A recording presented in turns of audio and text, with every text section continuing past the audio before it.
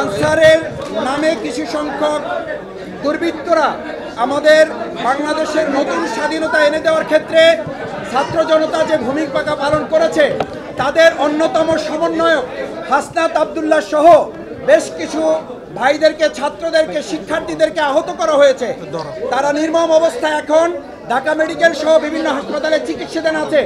তার মধ্যে আমাদের সমন্বয়ক প্রিয় ভাই হাসনাত আব্দুল্লাহ এখন মারাত্মক গুরুতর অসুস্থ অবস্থায় চিকিৎসাধীন আছেন। তাকে দেখতে এসেছিলেন বাংলাদেশ জামাত ইসলামীর সম্মানিত আমির ডাক্তার শফিকুর রহমান। তিনি তাকে দেখে এসেছেন, তার জন্য দোয়া করে এসেছেন, তার পরিবার এবং চিকিৎসকদের কাছে খোঁজ দিয়ে এসেছেন। এখন আপনাদের সামনে এই পর্যায়ে ব্রিফ করার জন্য অনুরোধ করছি সম্মানিত আমির জামাত ডাক্তার শফিকুর রহমান। আসসালামু আলাইকুম রহমতুল্লাহ। সাংবাদিক বন্ধুগণ, আমি ধন্যবাদ জানাই জাতির এই কাঙ্ক্ষিত পরিবর্তনে আপনারা সমান তালে জাতির ইচ্ছাকে, আকাঙ্ক্ষাকে ধারণ করে দিনরাত আপনারা পরিশ্রম করে যাচ্ছেন এবং দেশবাসী, বিশ্ববাসীর কাছে সত্য আপনারা তুলে ধরছেন। এই জন্যে আমি আপনাদেরকে ধন্যবাদ জানিয়ে আমার কথা শুরু করছি। আপনারা জানেন এই মাসের 5 তারিখ বাংলাদেশে একটা কাঙ্ক্ষিত পরিবর্তন এসেছে। এই পরিবর্তনের সামনের সারিতে থেকে যারা লড়াই করেছে অন্যায়, অসত্য এবং জুলুমের বিরুদ্ধে, অধিকারের পক্ষে, তাদের কয়েকজন গুরুত্বপূর্ণ সমন্বয়ক আছে যারা সমন্বয় করে গোটা কর্মসূচি বাস্তবায়ন করেছে। তাদেরই একজন হচ্ছে হাসনাত আব্দুল্লাহ। সে কুমিল্লার একজন ছেলে, ঢাকা বিশ্ববিদ্যালয়ে লেখাপড়া করে। আপনারা তার সম্পর্কে জানেন। গতকালকে একটা বাহিনীর কিছু লোকেরা তারা প্রতিবাদ করতে এসে সমস্ত আইন কানুন ভঙ্গ করে গায়ের জোরে তারা সেক্রেটারিয়েটে বা সচিবালয়ে ঢুকে পড়েছিল। তাদের উদ্দেশ্য খারাপ ছিল। সেখানে ঢুকে গালিগালাজ, উচ্ছৃঙ্খল অবস্থা সৃষ্টি করা, এরে ধরো ওরে মারো, এই ধরনের অবস্থা তারা সৃষ্টি করেছিল। যারা ত্যাগ এবং তিতিক্ষা, যারা নিজের জীবন দিয়ে, বুকের রক্ত দিয়ে সামনের সারিতে থেকে লড়াই করেছে, তারা যখন শুনেছে দেশকে অস্থির করার জন্য এই ধরনের একটা পদক্ষেপ নেওয়া হয়েছে, তারা এসেছিল ছুটে তাদেরকে শান্ত করার জন্য, বোঝানোর জন্য। এই যারা দরদ নিয়ে তাদের পাশে এসেছিল, এই লোকগুলো, এই বাহিনীর লোকগুলো তাদের গায়ে হাত তুলেছে, তাদেরকে মারধর করেছে।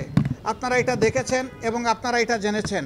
আপনাদের মাধ্যমেই আমাদের জানার সুযোগ হয়েছে, মিডিয়া আপনারা তুলে ধরেছেন। তারা অনেক ধৈর্য ধরেছে, কিন্তু যখন দেখেছে যে সব কিছু সীমা ছাড়িয়ে যাচ্ছে, সীমা লঙ্ঘন করছে, তারা রাষ্ট্রের ব্যবস্থাকেই ভেঙে দিতে চায়, চুরমার করে দিতে চায়, তখন বাধ্য হয়ে তারা এদেরকে প্রতিরোধ করেছে এবং প্রতিরোধের মুখে তারা পালিয়েও যায়। ওই সময়টাই তারা হাসনাত আব্দুল্লাহ সহ আরও অনেকের উপরে হামলা করে। এখানে চিকিৎসাধীন কমপক্ষে 3 জন আছেন যারা গুরুতর আহত হয়েছেন। আমরা দেখতে এসেছিলাম। 2 জনকে অস্ত্রোপচারের জন্য ওটিতে নেওয়া হবে, এই জন্যে ডিস্টার্ব হবে জেনে আমরা ওইদিকে যাইনি। আমরা শুধু হাসনাত আব্দুল্লাহকেই দেখে এসেছি। আলহামদুলিল্লাহ, যতটুকু দেখেছি সে আশঙ্কামুক্ত, বাকিটা আল্লাহ ভালো জানেন। আমরা দোয়া করি আল্লাহ যেন তাকে সুস্থতার পূর্ণ নিয়ামত দান করেন। আর এই রকম একটা কাঙ্ক্ষিত গণবিপ্লবকে বিফল করে দেওয়ার জন্যে যে কোনো দিক থেকেই যে আসুক, গোটা জাতিকে এর ব্যাপারে সোচ্চার, সজাগ থাকতে হবে এবং কেউ অপতৎপরতা চালালে সেটাকে বন্ধ করে থামিয়ে দিতে হবে। আপনারা কয়দিন হলো ভাই?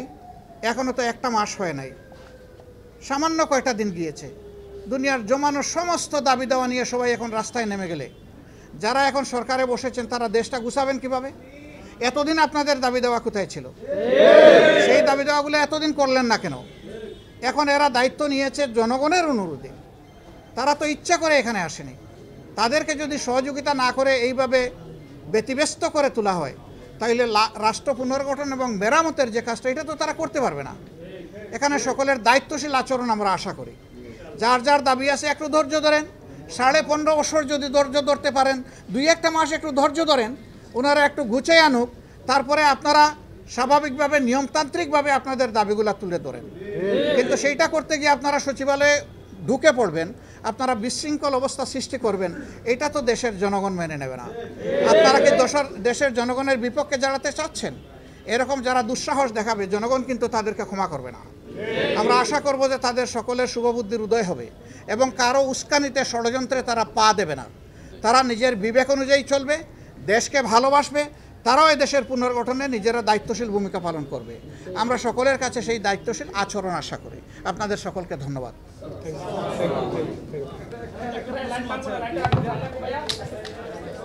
দেশের বাইরে সেটি হচ্ছে যে প্রধান উপদেষ্টা তিনি জাতির উদ্দেশ্যে ভাষণ দিয়েছেন এবং তিনি বিভিন্ন বিষয় নিয়ে কথা বলেছেন যে 17 দিনও হয় নাই, এর মধ্যে আসলে হচ্ছে অনেক সমস্যা চলে আসছে, অনেকগুলো বিষয় নিয়ে কথা বলছে। রাজনৈতিক দল হিসেবে তার গতকাল যে ভাষণটি, এই ভাষণটি আসলে আপনারা কিভাবে দেখছেন এবং তিনি যে বিষয়গুলো বলেছেন এগুলো আসলে আমাদের এই সাংবাদিক বন্ধু প্রশ্ন করেছেন, গতকাল প্রধান উপদেষ্টা জাতির উদ্দেশ্যেই প্রথম ভাষণ দিলেন।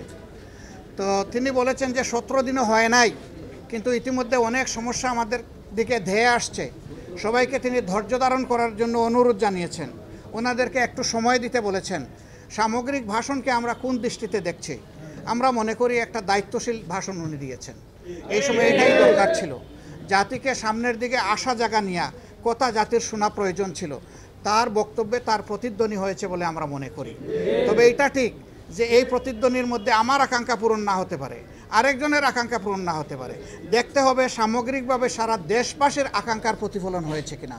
আমরা মনে করি হয়েছে, এবং আমরা মনে করি তারা এখনও রাইট ডিরেকশনে আছেন। তাদেরকে সেভাবেই এগিয়ে গেলে আল্লাহ সাহায্য করবেন, দেশের জনগণও সাহায্য করবেন ইনশাআল্লাহ। আমরা কি শুধু ছাত্রদের উপরে নির্ভর করে থাকবো? এই ধরনের যদি আবারও হামলা হয় তখন কি জামাত ইসলাম কি এগিয়ে আসবে? আমরা জামাতে ইসলাম হিসেবে আসবো না, এদেশের সচেতন জনগণ হিসাবে আসবো।